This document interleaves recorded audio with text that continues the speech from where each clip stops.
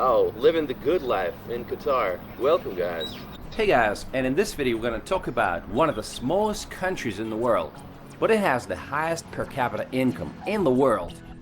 We're going to talk about Qatar and its capital, Doha. Where's Qatar located? It's located on a peninsula in the Persian Gulf. Its area is 11,500 kilometers, which is about half the size of the state of New Jersey.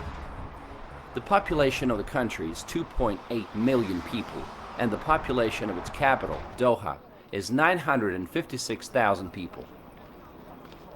Today, Doha is known for its futuristic skyline and modern architecture inspired by Islamic design, such as the Limestone Museum of Islamic Art. Before coming here, I had this impression that everyone here must be extremely wealthy and that every other guy has a Ferrari. Well, of course, there's no shortage of luxury cars in the streets, as well as villas and yachts, but not to the extent that I was expecting. In fact, after 2 days, I only saw one Ferrari. Hi. Oh, hi! Welcome to Qatar! Thank you very much. Okay, goodbye. The locals here make up about 15% of the population, while the remaining 85% are foreign workers. The population is growing rapidly. High salaries in the oil, tourism, and construction industries are attracting a lot of foreigners. First, let's point out some cultural aspects. Qatar's legal system is a mixture of civil law and Sharia law. For example, adultery is punishable by 100 lashes. Wow, that must hurt. In some cases, Sharia-based family courts treat a woman's testimony as being worth half that of a man. Also, polygyny is permitted. If you are in Qatar, you're one of us, says a sign urging tourists to dress modestly. And I agree, a little bit of respect will go a long way. Foreigners should avoid public displays of affection, and women should keep their shoulders and knees covered. Alcohol consumption is limited, and it's limited to some 5-star hotels that are allowed to sell it. This hotel, Sheraton Grand, with a distinct pyramid shape, was the first 5-star hotel in the city, built all the way back in 1979.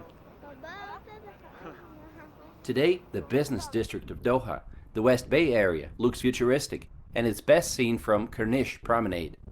This spectacular promenade stretches for 7 kilometers along the crescent-shaped bay. You can take a boat ride in the traditional dough boat. Should be fun. But surprisingly, the streets feel so empty. Why is that? I think it's because the city was designed for motorists. You either drive here or you use a taxi. Pedestrians are clearly not the biggest priority. To cross the road sometimes you have to wait for like 5 minutes for the traffic light to change. It's kind of frustrating.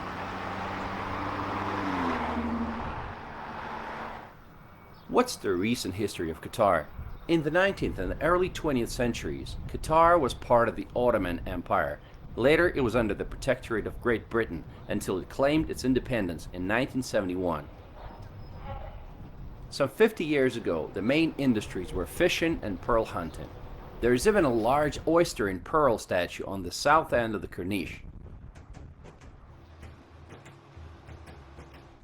But all of that changed once they discovered oil.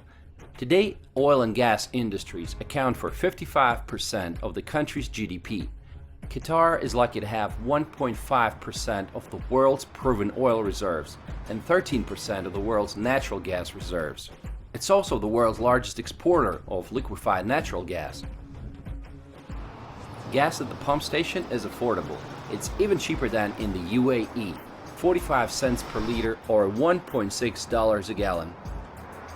The current Emir of Qatar is Tamim bin Hamad Al Thani, and you can see his portraits on many buildings. Actually, he's pretty young, he's just 39 years old.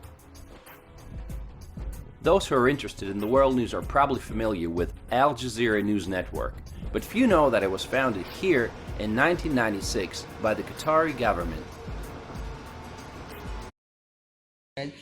तो अब मैं आपको अंदर